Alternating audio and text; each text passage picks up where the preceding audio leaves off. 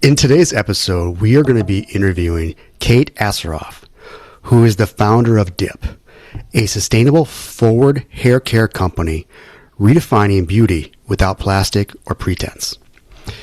After years in the beauty industry, Kate saw how marketing excluded real women and greenwashed the truth. So she created DIP to do things differently. DIP makes salon-quality shampoo, conditioner, bars that are plastic-free, travel-ready, and built to last. But more than that, it's a brand with a mission. Empower small, women-owned refill stores across the country to thrive. Kate's seven-figure business doesn't rely on Amazon or big box retailers. Instead, she invests directly in Main Street, from funding store built out to launching exclusive locally owned scents. Kate has proven that sustainable beauty can be good for people, the planet, and your profit margins. She's been named in NJ's Mompreneur of the Year, a Forbes council member, and Oprah's 2025 number one pick for curly hair. Kate is fierce advocate for small business, honest marketing, and consumerism. We talk with Kate exclusively, and she offers a great perspective on her thoughts about DIP, hair conditioners, and the manufacturing communities. This episode of Factory of the Future podcast focuses on sustainable efforts in business, with Kate sharing her perspective on sustainable practices and business decisions. Kate discovered how sustainable is a fluid concept rather than a rigid rule, noting that previous sustainable standards like plastic bags promoted an environmental solution now seem as problematic. She explains her company's DIP's approach of avoiding major retailers like Amazon and Target to eliminate hidden plastics in shipping instead of choosing local distribution channels. Kate describes her journey from using contract manufacturing to building her own factory with a team of experienced beauty industry experts, emphasizing how she prioritized work-life balance, maintaining control over her business rather than growing all cost. She highlights DIP's unique culture of unserious team of 7 people who focus on marketing high-quality shampoo and conditioner bars that last longer than the traditional products. With Kate's emphasis on importance of shopping at local independent retailers rather than online platforms. I hope you enjoyed this episode as much as Alexandria and I enjoyed making it. Welcome to Factory of the Future, people-powered health. Podcast focused on trends shaping the future of manufacturing. I'm Alexandria Burek, your host, here with A.W. Schultz. 2 thought leaders with a passion for people and manufacturing. Today and every episode, we are diving deep into the advancements, sustainable practices, and dynamic changes transforming how we produce everything. And now welcome Alexandria Burek and A.W. Schultz. Well, one of the things that, they often is a kind of discussion is about sustainability efforts. And Alexandria and I, we've had it several times in the past where there's the talk about greenwashing and, who is really regulating some of these sustainability efforts. And, our guest today, Kate, has got a bit of a passion for this, and we'll kind of get into it a little bit more about it. But one of the things, Kate, what Alexandria, we've talked about over the times, many episodes, is, how are these being tracked and how they're being monitored? And I guess kind of wanted to open up, Alexandria, Kate, you take the lead on this, is like, what have you seen as far as the drawbacks and what has been some of the pitfalls that people aren't understanding about the sustainability efforts that, others might want to know? So there's a few things. There's a few things that really come to mind. One is that sustainability isn't like a hard set of rules. It's very, very fluid. It changes all the time. And so, I'm in my early 40s now. When I was growing up, everyone was talking about ozone and, how plastic bags were going to save us from deforestation of the paper bag situation at grocery stores. And if you think about if we lived by that sustainability standards then, I mean, that it would be a nightmare now. And so I think it's really important that people understand that greenwashing is one thing. Greenwashing is not telling the truth in order to sell more stuff. But I think most people are reasonable about sustainability, and they just want to know why you made the decision you made, whether that's a sustainable decision or not. And they'd like to know like the eco explanation of why you did something. I think when we look at sustainability as like one way or another, one regulatory effort versus another, like you miss the whole point, which is letting people be, meet the standards that mean something to them. Yeah, I agree. That's a really interesting take. I've never heard anybody describe sustainability in that way, Kate. And I honestly couldn't agree more. It's a great distinction, and shout out about plastic bags. It's laughable now, right? Yeah. To say plastic bags are going to save, deforestation, but now we're like, what are we going to do with all of these plastic bags? They're just everywhere. So I was actually thinking it would be a cool exercise to see if somebody could like insulate a house with plastic bags.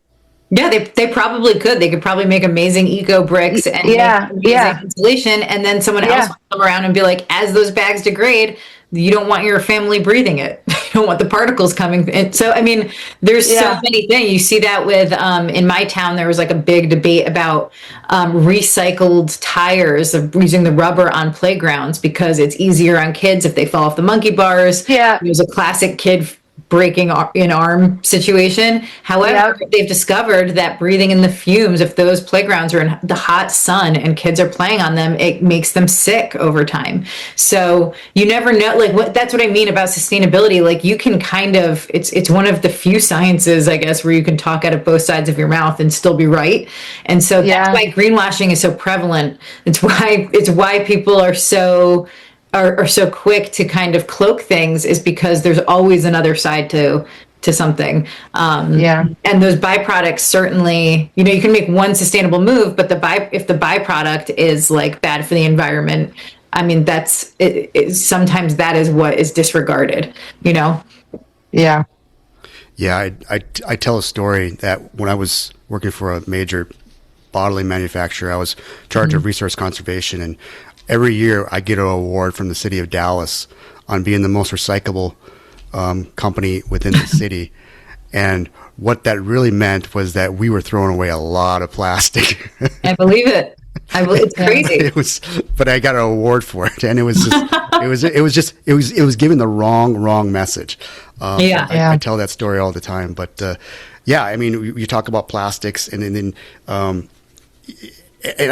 we've talked about it before, is like, a lot of people don't realize that a lot of the stuff that they allow you to throw in recycling really isn't recyclable. Plastics, not at all. Only 10% of plastics actually get recycled, and I know there's been efforts to try to change that, but I know we were just talking before we got on the show, Kate, that all your products are paper based. Is that the way you think about it? And then you also mentioned that they are, you encourage them to go to refill centers, local stores, local refill stores. Yeah. So a hidden plastic that is just in abundance. If you have a sustainability product or a plastic-free product that's shipped to Target or Whole Foods or Amazon, it comes palletized. So it comes in like 6 or 7 layers of plastic wrap, just to that's for security and shipment, and it's it makes the most sense. It's the cheapest and most lightweight way to palletize goods. But the reality is someone comes around, slices it with a knife, and it goes either in the trash, or if you're lucky, it turns into a bench eventually, like a buddy bench or something. But there's so much of that, and not all of it ends up in a recycling program or turned into now Adirondack chairs. A lot of them are made out of this recycled stuff. But it's one of those things that the unseen side of the industry is something that the consumer seems to happily ignore. And that's okay. I don't expect them to know everything about everything, but sometimes it's frustrating as someone who does like everything they can to not ship ship palletized goods like to our individual stores. It's one of the biggest reasons we grow the business that way, because there is no hidden plastic in that kind of distribution channel model. Yeah, but it's crazy. I mean, like someone could be like, "Oh, why don't you be like XYZ company that's in Target and then or Walmart and you're accessible to everyone?" And it's like, "Yeah, you are, but the trade-off is the way we have to ship things." Yeah, I think that is a perfect segue into this observation about your decision-making process in business, Kate. So yeah. There's obviously two teams, right? So there's, I'm calling it the moral compass decision-driven team, and then the win at all costs team, right? And I would think that the win at all costs are just shipping in plastic, palletized galore, who cares? Yeah. But you've clearly made a decision, and even just in that portion of your business, to really eliminate all things that are not a part of your code of ethics and conduct, right? So how did you come up with like your guiding principles? And then like, that's a good example, but what are some other examples of how you make business decisions through that filter? So a few things. Like one, I've been in the industry for 20 years, so I've kind of seen the pitfalls of trying to scale at all costs and trying to go super big. You don't have the resources to do so. So I've kind of seen that world, and I've seen big box kill a lot of brands just by nature of like they celebrate that initial PO, and then that's really just the start of like what comes next, which is now you've got to move stuff off the shelves.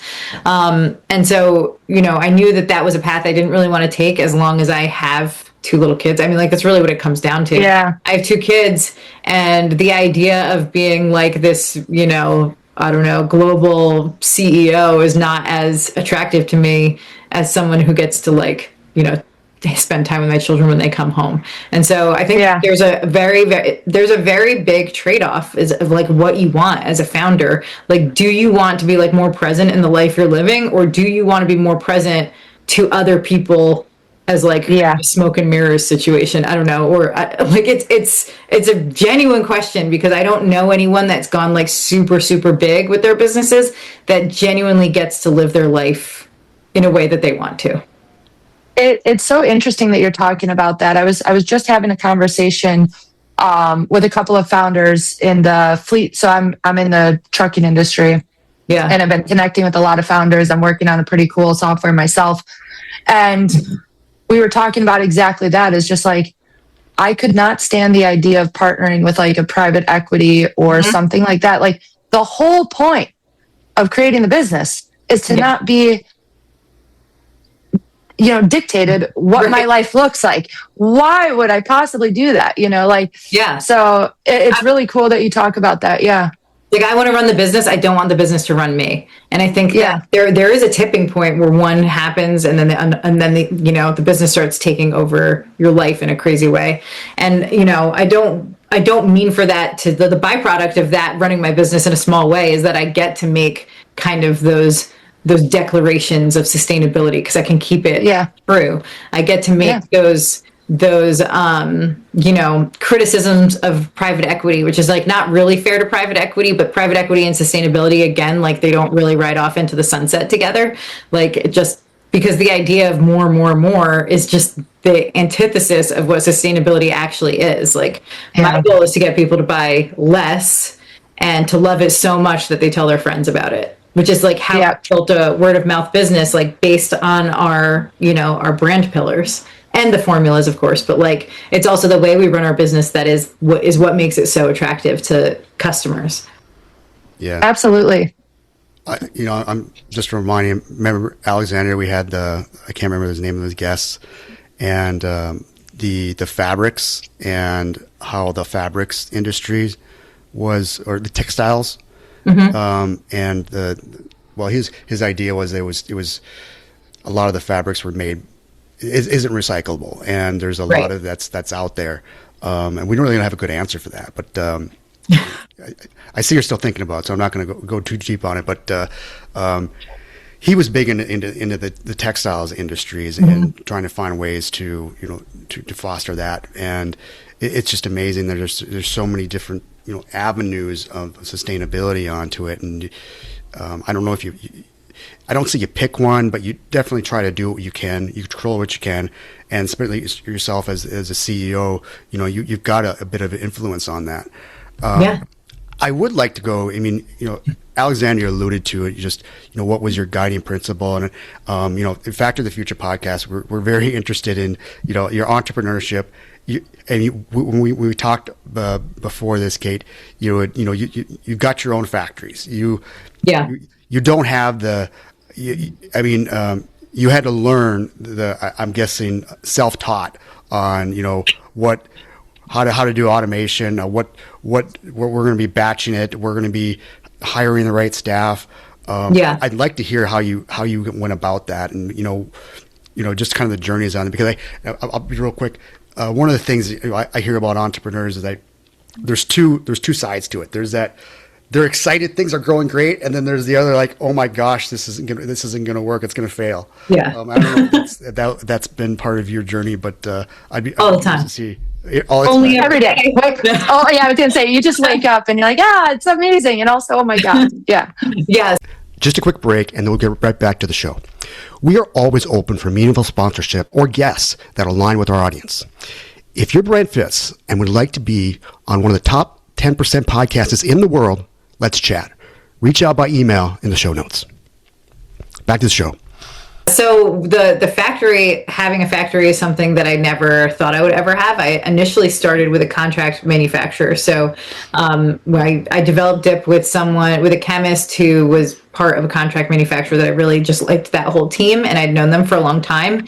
And he was like the best of the best. He had done hair care for some of the major brands out there that are in Sephora, that were in salons. So they agreed to make bars exclusively for me, for dip, which was amazing. And so that's so cool. Happy. It was like we were riding off together. Yeah.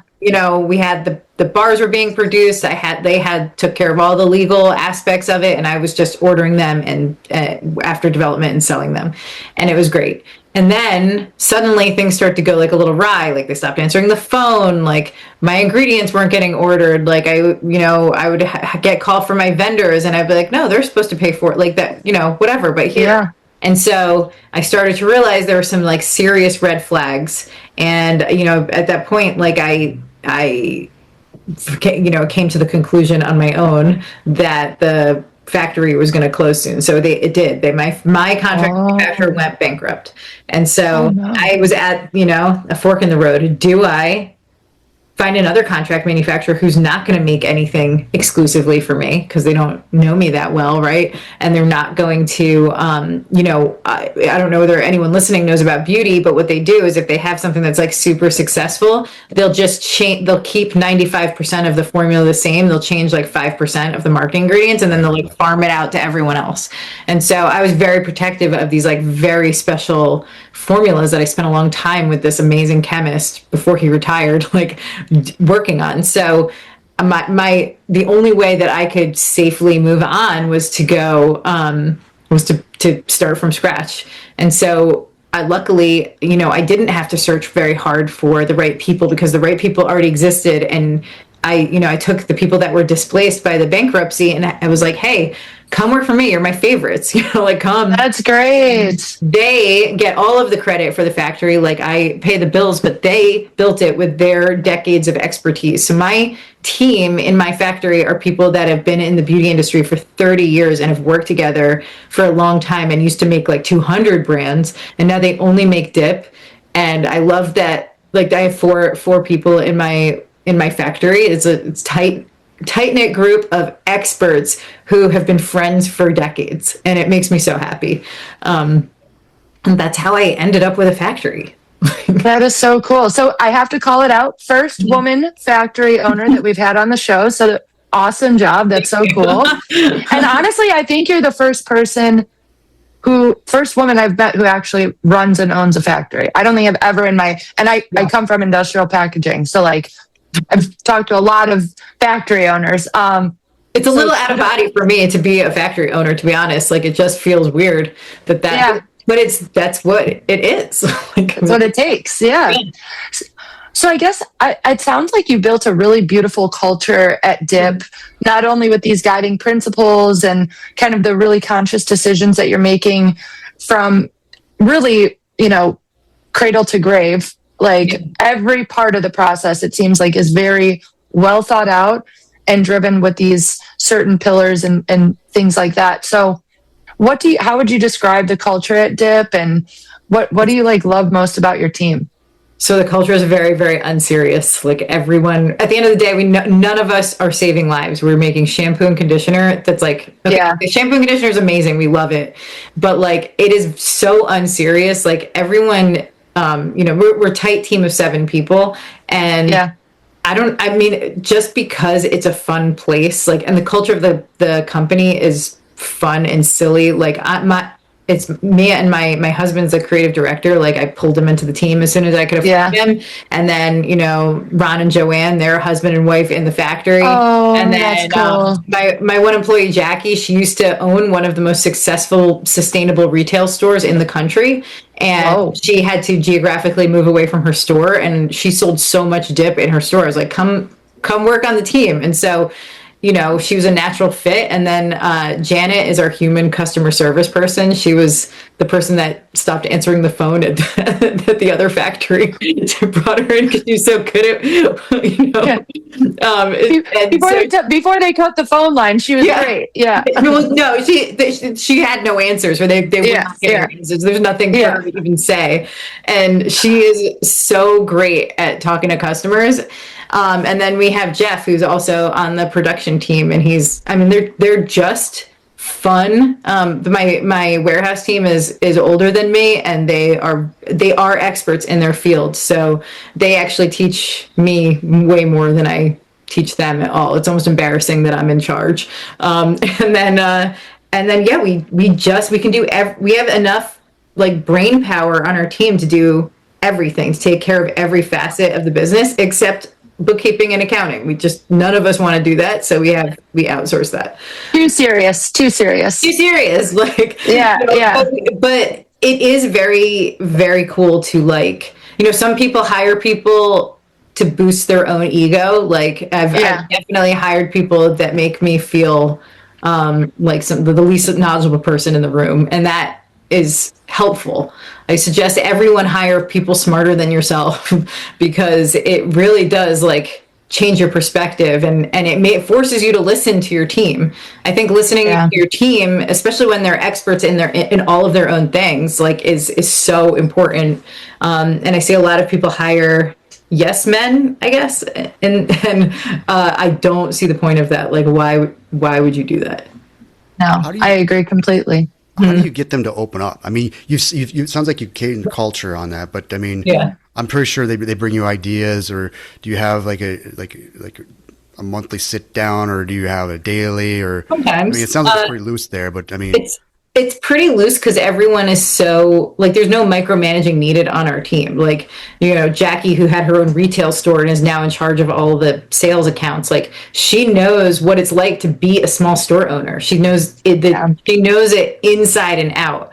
And so, she is the perfect person to talk and lead with empathy for our independent retailers. She knows what they're going through. She knows what all the struggles are, and she knows how to make DIP work for them. Yeah. So, it's actually, I've become so lucky that I've hired the right team. And, the one role that is very difficult for me to fill is the social media role, because it's so, people think that the brand wants to be preachy and sustainable, and the brand is not that. It would be so strange for our social media to be very serious, because we are so ridiculous behind the scenes. I don't know. Yeah. I don't know how other people find that particular role, but all the other roles are pretty buttoned up. I absolutely, sorry, I just want to say one thing. I'm so glad to hear somebody else having fun with business. It's refreshing to hear you say we're not saving lives, we're building shampoo and conditioner bars, it should be fun. I'm just, it's just such a better way to go through life. I agree. To enjoy it and just revel in the whatever's happening. It's okay. And when you don't deal with an Amazon or an Ulta or Sephora or Target or any of these places with these arbitrary, harsh deadlines and rules, you kind of are able to be a lot more fluid in just the business in general. Like, it's way more fun to be able to deal with it on a human to human level instead of a software to software level of, you know, like the EDI game, right? Like, I much prefer to have this, like, it almost like feels like we run our business in the 90s. And so, like, everything's kind of white glove. We get to know all of our store owners pretty well, and we do these fun retreats where we get our retailers who are pretty much ignored by all of the brands. Like, brands celebrate influencers, and they celebrate, you know, D2C customers, and they celebrate like buyers. But we actually, our retailers are basically like our celebrities within the business. So we do a lot of really fun activations with them. That's so cool. It's fun. And I thought that was amazing. I mean, you do, you're not sell on Amazon, and you would think that. Kate is our second person to nix Amazon. Remember, Christian said, so Christian informed us he's very analytical. It was one of our last guests, and he was talking about he published a book, and Amazon does not give you the analytics on your audience. So he refused to sell his book on Amazon because he's obsessed with analytics. If you listen to that episode, there will be no question in your mind how much this guy loves analytics. But I thought that was pretty cool, and also kind of another one of those like moral compass decisions of analytics are very important to him, so he's not going to sell on Amazon where he has no analytics. You know? Well, that it's like a quiet kind of theft where Amazon takes your customer data. Right? Because then they can use it against you later and advertise your competitors to your audience and all that. I don't want any of that. Like, all of my competitors are fighting for the dip keywords on Amazon. It's like, okay, you guys can eat yourselves alive. I don't, for all I care. I'm just not even going to play in that sandbox. So it's kind of funny to have that side of the business that I'm just not interested in exist and like tear the competitors apart with each other. Let me change the subject a little bit. So how did you get into hair care? What drove that? I just love hair. So when you start a company, you have to choose the thing that you can talk about every day. I think it doesn't matter what the business is. If you can talk about, like, you know, I don't know, shipping every day or plumbing. I just love hair. I like, if you look over my shoulder and I'm like just browsing on my phone, I'm just looking at cool hair on Pinterest. Like, I've had every kind of hair. I've had like platinum blonde, I've had pink, I've had silver, I've had a purple beehive, I've had micro braids. I like literally every kind of hair you can imagine, short, long. And so it's just something that brings me a lot of joy, and I think it connects women to women, and I think it connects mothers and daughters, and I think it connects best friends and, I don't know, sisters. Like, I just think hair is one of those connectors, and it's very emotional. If you know anything about like someone who gets a bad haircut, like it's devastating. You see it all over TikTok. Short, someone goes through chemo and loses their hair. It's very, very emotional, and I knew that emotional tie matters, and it's also a conversation starter. It's also very visual. So all of those things, I'm kind of trying to soft serve sustainability through a vehicle that people really, really are emotional about. And so, right now people are very emotional about saving money because everything is so much more expensive. And one of the things that's so cool about Dip is, like, I made the conditioner bar, a big conditioner bar is $32, but it will replace over $500 worth of luxury hair care. And that is just what sustainability should be about, not the things that you kind of see churn out in the marketplace. Yeah. Yeah. I was telling AW that there was a time I used to use shampoo in conditioner bars, and I was just amazed at how much longer they last. Oh yeah. Like, it is just next level, unbelievable. Yeah. It's crazy. Like, I used to use Orbe. I love Orbe and Kerastase. And so the Orbe Gold Lust, I was paying $50 to $70 every 3 to 5 weeks on that. Oh my God. The Dip bar, if given the choice, because I have Orbe, I have what's left over in my shower for guests because they don't want to use my shampoo. Bars, bars. It's kind of weird. I don't want them using it here. Yeah. And so so every once in a while I'll test a couple pumps of the luxury salon stuff, and I do not prefer it. I actually prefer my own stuff, and that was very, very intentional because I knew that if you didn't make something better than the salon stuff people are used to, there's no point, because it's really easy to get someone to buy something once. It's really hard to get someone to buy something twice. And so I always think of the people that purchase Dip over and over and over again. Is it like a subscription model, or how? Well, I guess it's not, because they're buying through local retailers, right? Yeah, I have like a D2C side of the business, and I have subscriptions on there, and I was kind of a little bit not bullied, because at the end of the day I made the decision, but I was kind of hounded a little bit by different marketers, being like, you have to have a subscription. People want subscriptions. You can and the reality is the only people that want subscriptions are people that want to save 15% and then cancel.